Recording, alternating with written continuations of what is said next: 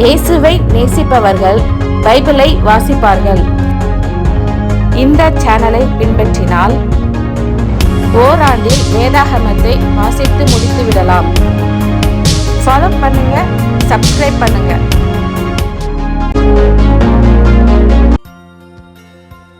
மத்தேயு எழுதின சுவிசேஷம் 3ஆம் அதிகாரம். அந்நாட்களில் யோவான் ஸ்நானன் யூதேயாவின் வனாந்தரத்தில் வந்து, மனம் திரும்புங்கள், பரலோக ராஜ்யம் சமீபித்திருக்கிறது என்று பிரசங்கம் பண்ணினான். கர்த்தருக்கு வழியை ஆயத்தப்படுத்துங்கள், அவருக்கு பாதைகளை செவ்வை பண்ணுங்கள் என்று வனாந்தரத்திலே கூப்பிடுகிறவனுடைய சத்தம் உண்டென்று ஏசாயா தீர்க்கதரிசியினால் சொல்லப்பட்டவன் இவனே. இந்த யோவான் ஒட்டகமயிர் உடையை தரித்து தன் அறையில் வார்க்கச்சையை கட்டிக் கொண்டிருந்தான். வெட்டுக்கிளியும் காட்டுத்தேனும் அவனுக்கு ஆகாரமாயிருந்தது. அப்பொழுது எருசலேம் நகரத்தாரும் யூதேயா தேசத்தார் அனைவரும், யோர்தானுக்கு அடுத்த சுற்றுப்புறத்தார் யாவரும் அவனிடத்திற்கு போய் தங்கள் பாவங்களை அறிக்கையிட்டு யோர்தான் நதியில் அவனால் ஞானஸ்நானம் பெற்றார்கள். பரிசேயரிலும் சதுசேயரிலும் அநேகர் தன்னிடத்தில் ஞானஸ்நானம் பெறும்படி வருகிறதை அவன் கண்டு, விரியன் பாம்பு குட்டிகளே, வரும் கோபத்துக்கு தப்பித்துக் கொள்ள உங்களுக்கு வகை காட்டினவன் யார்? மனம் திரும்புதலுக்கு ஏற்ற கனிகளை கொடுங்கள். ஆபிரகாம் எங்களுக்கு தகப்பன் என்று உங்களுக்குள்ளே சொல்லிக் கொள்ள நினையாதிருங்கள். தேவன் இந்த கல்லுகளினாலே ஆபிரகாமுக்கு பிள்ளைகளை உண்டு பண்ண வல்லவராயிருக்கிறார் என்று உங்களுக்கு சொல்லுகிறேன். இப்பொழுதே கோடரியானது மரங்களின் வேரருகே வைத்திருக்கிறது. ஆகையால் நல்ல கனிகொடாத மரமெல்லாம் வெட்டுண்டு அக்கினியிலே போடப்படும். மனம் திரும்புதலுக்கென்று நான் ஜலத்தினால் உங்களுக்கு ஞானஸ்நானம் கொடுக்கிறேன். எனக்கு பின் வருகிறவரோ என்னிலும் வல்லவராயிருக்கிறார். அவருடைய பாதரட்சைகளை சுமக்கிறதற்கு நான் பாத்திரன் அல்ல. அவர் பரிசுத்த ஆவியினாலும் அக்னியினாலும் உங்களுக்கு ஞானஸ்நானம் கொடுப்பார். தூற்றுக்கூடை அவர் கையில் இருக்கிறது.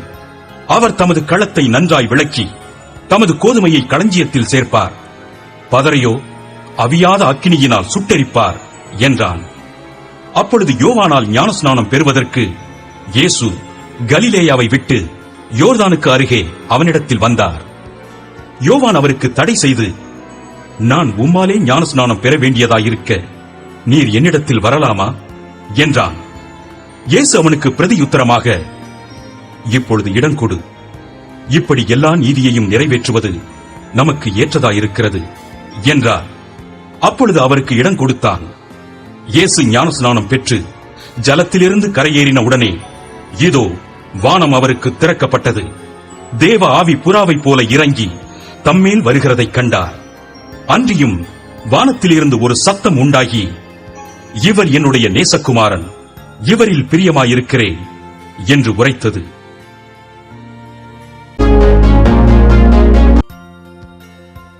மத்தேயு எழுதின சுவிசேஷம் 4ஆம் அதிகாரம்.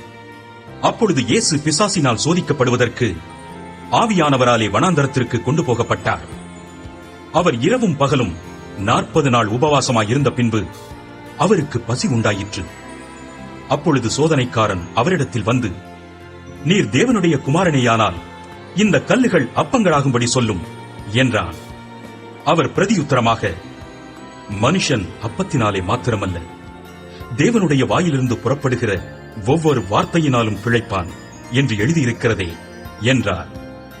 அப்பொழுது பிசாசு அவரை பரிசுத்த நகரத்திற்கு கொண்டு போய் தேவாலயத்து உப்பரிகையின் மேல் அவரை நிறுத்தி, நீர் தேவனுடைய குமாரனேயானால் தாழ குதியும். ஏனெனில் தம்முடைய தூதர்களுக்கு உம்மை குறித்து கட்டளையிடுவார். உமது பாதம் கல்லில் இடராதபடிக்கு அவர்கள் உம்மை கைகளில் ஏந்திக் கொண்டு போவார்கள் என்பதாய் எழுதியிருக்கிறது என்று சொன்னார்.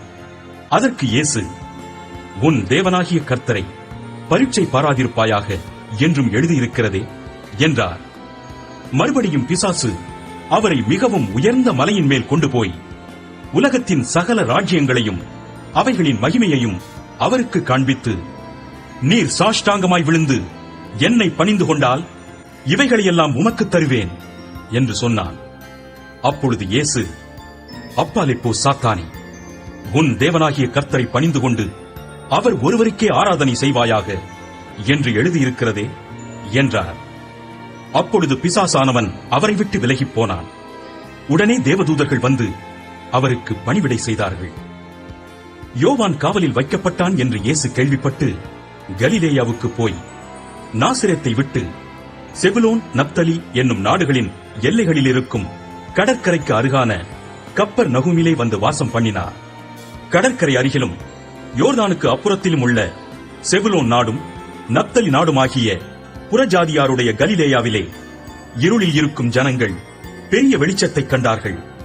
மரண இருளின் திசையில் இருக்கிறவர்களுக்கு வெளிச்சம் உதித்தது என்று ஏசாயா தீர்க்கதரிசியினால் உரைக்கப்பட்டது நிறைவேறும்படி இப்படி நடந்தது. அது முதல் இயேசு, மனம் திரும்புங்கள், பரலோக ராஜ்யம் சமீபித்திருக்கிறது என்று பிரசங்கிக்க தொடங்கினார். இயேசு கலிலேயா கடலோரமாய் நடந்து போகையில் மீன் பிடிக்கிறவர்களாயிருந்த 2 சகோதரராகிய பேதுரு என்னப்பட்ட சீமோனும் அவன் சகோதரன் அந்திரேயாவும் கடலில் வலை போட்டுக் கொண்டிருக்கிற போது அவர்களைக் கண்டு, என் பின்னே வாருங்கள், உங்களை மனுஷரை பிடிக்கிறவர்களாக்குவேன் என்றார். உடனே அவர்கள் வலைகளை விட்டு அவருக்கு பின் சென்றார்கள். அவர் அவ்விடம் விட்டு போகையில் வேறே 2 சகோதரராகிய செபதேயுவின் மகன் யாக்கோபும் அவன் சகோதரன் யோவானும் தங்கள் தகப்பன் செபதேயுடனே படவிலிருந்து தங்கள் வலைகளை பழுது பார்த்துக் கொண்டிருக்கிற போது அவர்களைக் கண்டு அவர்களையும் அழைத்தார். உடனே அவர்கள் படவையும் தங்கள் தகப்பனையும் விட்டு அவருக்கு பின் சென்றார்கள். பின்பு இயேசு கலிலேயா எங்கும் சுற்றி நடந்து அவர்களுடைய ஜெப ஆலயங்களில் உபதேசித்து ராஜ்யத்தின் சுவிசேஷத்தை பிரசங்கித்து ஜனங்களுக்கு உண்டாயிருந்த சகல வியாதிகளையும் சகல நோய்களையும் நீக்கி சொஸ்தமாக்கினார்.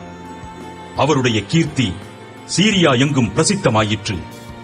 அப்பொழுது பலவித வியாதிகளையும் வேதனைகளையும் அடைந்திருந்த சகல பிணியாளிகளையும் பிசாசு பிடித்தவர்களையும் சந்திர ரோகிகளையும் திமிர்வாதக்காரரையும் அவரிடத்தில் கொண்டு வந்தார்கள். அவர்களை சொஸ்தமாக்கினார். கலிலேயாவிலும் தெக்கப்போலியிலும் எருசலேமிலும் யூதேயாவிலும் யோர்தானுக்கு அப்புறத்திலும் இருந்து திரளான ஜனங்கள் வந்து அவருக்கு பின் சென்றார்கள்.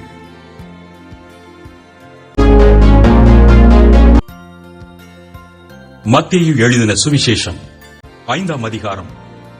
அவர் திரளான ஜனங்களைக் கண்டு மலையின் மேல் ஏறினார். அவர் உட்கார்ந்த பொழுது அவருடைய சீஷர்கள் அவரிடத்தில் வந்தார்கள். அப்பொழுது அவர் தமது வாயை திறந்து அவர்களுக்கு உபதேசித்துச் சொன்னது என்னவென்றால், ஆவியில் எளிமையுள்ளவர்கள் பாக்கியவான்கள், பரலோக ராஜ்யம் அவர்களுடையது. துயரப்படுகிறவர்கள் பாக்கியவான்கள், அவர்கள் ஆறுதல் அடைவார்கள். சாந்த குணமுள்ளவர்கள் பாக்கியவான்கள், அவர்கள் பூமியை சுதந்தரித்துக் கொள்ளுவார்கள். நீதியின் மேல் பசிதாகம் உள்ளவர்கள் பாக்கியவான்கள், அவர்கள் திருப்தி அடைவார்கள். இரக்கமுள்ளவர்கள் பாக்கியவான்கள், அவர்கள் இரக்கம் பெறுவார்கள். இருதயத்தில் சுத்தம் உள்ளவர்கள் பாக்கியவான்கள், அவர்கள் தேவனை தரிசிப்பார்கள். சமாதானம் பண்ணுகிறவர்கள் பாக்கியவான்கள், அவர்கள் தேவனுடைய புத்திரர் எண்ணப்படுவார்கள். நீதி நிமித்தம் துன்பப்படுகிறவர்கள் பாக்கியவான்கள், பரலோக ராஜ்யம் அவர்களுடையது. என் நிமித்தம் உங்களை நிந்தித்து துன்பப்படுத்தி பலவித தீமையான மொழிகளையும் உங்கள் பேரில் பொய்யாய் சொல்வார்களானால் பாக்கியவான்களாயிருப்பீர்கள். சந்தோஷப்பட்டு களிகூறுங்கள், பரலோகத்தில் உங்கள் பலன் மிகுதியாயிருக்கும். உங்களுக்கு முன்னிருந்த தீர்க்கதரிசிகளையும் அப்படியே துன்பப்படுத்தினார்களே. நீங்கள் பூமிக்கு உப்பாயிருக்கிறீர்கள். உப்பானது சாரமற்று போனால் எதினால் சாரமாக்கப்படும்? வெளியே கொட்டப்படுவதற்கும் மனுஷரால் மிதிக்கப்படுவதற்குமே ஒழிய வேறொன்றுக்கும் உதவாது. நீங்கள் உலகத்துக்கு வெளிச்சமாயிருக்கிறீர்கள். மலையின் மேல் இருக்கிற பட்டணம் மறைந்திருக்க மாட்டாது. விளக்கை கொளுத்தி மரக்காலால் மூடி வைக்காமல் விளக்கு தண்டின் மேல் வைப்பார்கள். அப்பொழுது அது வீட்டிலுள்ள யாவருக்கும் வெளிச்சம் கொடுக்கும். இவ்விதமாய் மனுஷர் உங்கள் நற்கிரியைகளைக் கண்டு பரலோகத்தில் இருக்கிற உங்கள் பிதாவை மகிமைப்படுத்தும்படி உங்கள் வெளிச்சம் அவர்கள் முன்பாக பிரகாசிக்க கடவது. நியாயப்பிரமாணத்தையானாலும் தீர்க்க தரிசனங்களையானாலும் அழிக்கிறதற்கு வந்தேன் என்று எண்ணிக்கொள்ளாதேயுங்கள். அழிக்கிறதற்கு அல்ல, நிறைவேற்றுகிறதற்கே வந்தேன். வானமும் பூமியும் ஒளிந்து போனாலும் நியாயப்பிரமாணத்தில் உள்ளதெல்லாம் நிறைவேறும் அளவும் அதில் ஒரு சிறு எழுத்தாகிலும் ஒரு எழுத்தின் உறுப்பாகிலும் ஒளிந்து போகாது என்று மெய்யாகவே உங்களுக்கு சொல்லுகிறேன். ஆகையால் இந்த கற்பனைகள் எல்லாவற்றிலும் சிறிதானதொன்றையாகிலும் மீறி அவ்விதமாய் மனுஷருக்கு போதிக்கிறவன் பரலோக ராஜ்யத்தில் எல்லாரிலும் சிறியவன் எண்ணப்படுவான். இவைகளை கைக்கொண்டு போதிக்கிறவனோ பரலோக ராஜ்யத்தில் பெரியவன் எண்ணப்படுவான். வேதபாரகர், பரிசேயர் என்பவர்களுடைய நீதியிலும் உங்கள் நீதி அதிகமாயிராவிட்டால் பரலோக ராஜ்யத்தில் பிரவேசிக்க மாட்டீர்கள் என்று உங்களுக்கு சொல்லுகிறேன். கொலை செய்யாதிருப்பாயாக என்பதும் கொலை செய்கிறவன் நியாய தீர்ப்புக்கு ஏதுவாயிருப்பான் என்பதும் பூர்வத்தாருக்கு உரைக்கப்பட்டதென்று கேள்விப்பட்டிருக்கிறீர்கள். நான் உங்களுக்கு சொல்லுகிறேன், தன் சகோதரனை நியாயமில்லாமல் கோபித்துக் கொள்பவன் நியாய தீர்ப்புக்கு ஏதுவாயிருப்பான். தன் சகோதரனை வீணன் என்று சொல்லுகிறவன் ஆலோசனை சங்க தீர்ப்புக்கு ஏதுவாயிருப்பான். மூடனே என்று சொல்லுகிறவன் எரி நரகத்துக்கு ஏதுவாயிருப்பான். ஆகையால் நீ பலிப்பீடத்தினிடத்தில் உன் காணிக்கையை செலுத்த வந்து உன் பேரில் உன் சகோதரனுக்கு குறை உண்டென்று அங்கே நினைவு கூறுவாயாகில், அங்கேதானே பலிப்பீடத்தின் முன் உன் காணிக்கையை வைத்துவிட்டு போய் முன்பு உன் சகோதரனோடே ஒப்புரவாகி பின்பு வந்து உன் காணிக்கையை செலுத்து. எதிராளி உன்னை நியாயாதிபதியினிடத்தில் ஒப்புக்கொடாமலும் நியாயாதிபதி உன்னை சேவகனிடத்தில் ஒப்புக்கொடாமலும் நீ சிறைச்சாலையில் வைக்கப்படாமலும் இருக்கும்படியாக நீ உன் எதிராளியோடு வழியில் இருக்கும்போதே சீக்கிரமாய் அவனுடனே நல்மனம் பொருந்து. பொருந்தாவிட்டால் நீ ஒரு காசும் குறைவின்றி கொடுத்து தீர்க்கு மட்டும் அவ்விடத்திலிருந்து புறப்பட மாட்டாய் என்று மெய்யாகவே உனக்கு சொல்லுகிறேன். விபச்சாரம் செய்யாதிருப்பாயாக என்பது பூர்வத்தாருக்கு உரைக்கப்பட்டதென்று கேள்விப்பட்டிருக்கிறீர்கள். நான் உங்களுக்கு சொல்லுகிறேன், ஒரு ஸ்திரீயை இச்சையோடு பார்க்கிற எவனும் தன் இருதயத்தில் அவளோட விபச்சாரம் செய்தாயிற்று. உன் வலது கண் உனக்கு இடரல் உண்டாக்கினால் அதை பிடுங்கி எறிந்து போடு. உன் சரீரம் முழுவதும் நரகத்தில் தள்ளப்படுவதை பார்க்கிலும் உன் அவயவங்களில் ஒன்று கெட்டுப் போவது உனக்கு நலமாயிருக்கும். உன் வலதுகை உனக்கு இடரல் உண்டாக்கினால் அதை தரித்து எறிந்து போடு. உன் சரீரம் முழுவதும் நரகத்தில் தள்ளப்படுவதை பார்க்கிலும் உன் அவயவங்களில் ஒன்று கெட்டுப் போவது உனக்கு நலமாயிருக்கும். தன் மனைவியை தள்ளி விடுகிற எவனும் தள்ளுதற் சீட்டை அவளுக்கு கொடுக்க கடவன் என்று உரைக்கப்பட்டது. நான் உங்களுக்கு சொல்லுகிறேன், வேசித்தன முகாந்தரத்தினால் ஒழிய தன் மனைவியை தள்ளி விடுகிறவன் அவளை விபச்சாரம் செய்ய பண்ணுகிறவனாயிருப்பான். அப்படி தள்ளிவிடப்பட்டவளை விவாகம் பண்ணுகிறவனும் விபச்சாரம் செய்கிறவனாயிருப்பான். அன்றியும் பொய்யாணையிடாமல் உன் ஆணைகளை கர்த்தர் முன்னிலையாய் செலுத்துவாயாக என்று பூர்வத்தாருக்கு உரைக்கப்பட்டதென்று கேள்விப்பட்டிருக்கிறீர்கள். நான் உங்களுக்கு சொல்லுகிறேன், பரிச்சேதம் சத்தியம் பண்ண வேண்டாம், வானத்தின் பேரில் சத்தியம் பண்ண வேண்டாம், அது தேவனுடைய சிங்காசனம். பூமியின் பேரிலும் சத்தியம் பண்ண வேண்டாம், அது அவருடைய பாதப்படி. எருசலேமின் பேரிலும் சத்தியம் பண்ண வேண்டாம், அது மகாராஜாவினுடைய நகரம். உன் சிரசின் பேரிலும் சத்தியம் பண்ண வேண்டாம், அதின் ஒரு மயிரையாவது வெண்மையாக்கவும் கருப்பாக்கவும் உன்னால் கூடாது. உள்ளதை உள்ளதென்றும் இல்லதை இல்லதென்றும் சொல்லுங்கள். இதற்கு மிஞ்சினது தீமையினால் உண்டாயிருக்கும். கண்ணுக்கு கண், பல்லுக்கு பல் என்று உரைக்கப்பட்டதை கேள்விப்பட்டிருக்கிறீர்கள். நான் உங்களுக்கு சொல்லுகிறேன், தீமையோடு எதிர்த்து நிற்க வேண்டாம். ஒருவன் உன்னை வலது கன்னத்தில் அறைந்தால் அவனுக்கு மறு கன்னத்தையும் திருப்பிக் கொடு. உன்னோடு வழக்காடி உன் வஸ்திரத்தை எடுத்துக் கொள்ள வேண்டுமென்றிருக்கிறவனுக்கு உன் அங்கியையும் விட்டுவிடு. ஒருவன் உன்னை 1 மைல் தூரம் வர பலவந்தம் பண்ணினால் அவனோடு 2 மைல் தூரம் போ. உன்னிடத்தில் கேட்கிறவனுக்கு கொடு, உன்னிடத்தில் கடன் வாங்க விரும்புகிறவனுக்கு முகம் கோணாதே. உனக்கு அடுத்தவனை சிநேகித்து உன் சத்துருவை பகைப்பாயாக என்று சொல்லப்பட்டதை கேள்விப்பட்டிருக்கிறீர்கள்.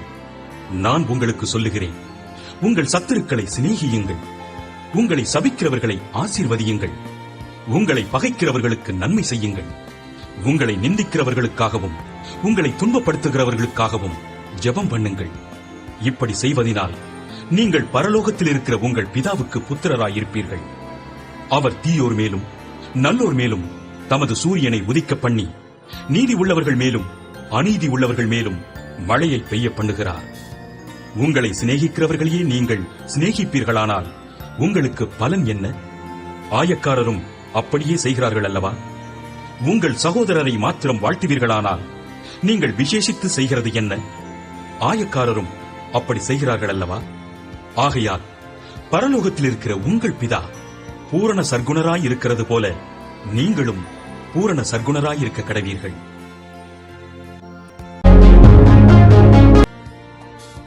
நீதிமொழிகள் 2ஆம் அதிகாரம். என் மகனே, நீ உன் செவியை ஞானத்திற்கு சாய்த்து உன் இருதயத்தை புத்திக்கு அமைய பண்ணும் பொருட்டு நீ என் வார்த்தைகளை ஏற்றுக்கொண்டு என் கட்டளைகளை உன்னிடத்தில் பத்திரப்படுத்தி ஞானத்தை வா என்று கூப்பிட்டு புத்தியை சத்தமிட்டு அழைத்து அதை வெள்ளியைப் போல் நாடி புதியல்களை தேடுகிறது போல் தேடுவாயாகில், அப்பொழுது கர்த்தருக்கு பயப்படுதல் இன்னதென்று நீ உணர்ந்து தேவனை அறியும் அறிவை கண்டடைவாய். கர்த்தர் ஞானத்தை தருகிறார். அவர் வாய் நின்று அறிவும் புத்தியும் வரும். அவர் நீதிமான்களுக்கென்று மெய் ஞானத்தை வைத்திருக்கிறார். உத்தமமாய் நடக்கிறவர்களுக்கு அவர் கேடகமாய் இருக்கிறார். அவர் நியாயத்து நெறிகளை தற்காத்து தம்முடைய பரிசுத்தவான்களின் பாதையை காப்பாற்றுகிறார். அப்பொழுது நீதியையும் நியாயத்தையும் நிதானத்தையும் சகல நல்வழிகளையும் அறிந்து கொள்ளுவாய். ஞானம் உன் இருதயத்தில் பிரவேசித்து அறிவு உன் ஆத்துமாவுக்கு இன்பமாய் இருக்கும் போது நல் யோசனை உன்னை காப்பாற்றும். புத்தி உன்னை பாதுகாக்கும். அதனால் நீ துன்மார்க்கனுடைய வழிக்கும் மாறுபாடு பேசுகிற மனுஷனுக்கும் அந்தகார வழிகளில் நடக்க நீதி நெறிகளை விட்டு தீமை செய்ய மகிழ்ந்து துன்மார்க்கருடைய மாறுபாடுகளில் களி கூறுகிறவர்களுக்கும் மாறுபாடான பாதைகளிலும் கோணலான வழிகளிலும் நடக்கிறவர்களுக்கும் நீ தப்புவிக்கப்படுவாய். தன் இளவயது நாயகனை விட்டு தன் தேவனுடைய உடன்படிக்கையை மறந்து இச்சகமான வார்த்தைகளை பேசும் அந்நிய பெண்ணாகிய பரஸ்திரிக்கும் தப்புவிக்கப்படுவாய். அவளுடைய வீடு மரணத்துக்கும் அவளுடைய பாதைகள் மரித்தோரிடத்திற்கும் சாய்கிறது. அவளிடத்தில் போகிறவர்களில் ஒருவரும் திரும்புகிறதில்லை, ஜீவ பாதைகளில் வந்து சேருகிறதும் இல்லை. ஆதலால் நீ நல்லவர்களின் வழியிலே நடந்து நீதிமான்களின் பாதைகளை காத்துக் கொள்வாயாக. செவ்வையானவர்கள் பூமியிலே வாசம் பண்ணுவார்கள், உத்தமர்கள் அதிலே தங்கியிருப்பார்கள். துன்மார்க்கரோ பூமியில் இருந்து அறுப்புண்டு போவார்கள், துரோகிகள் அதில் இராதபடிக்கு நிர்மூலமாவார்கள்.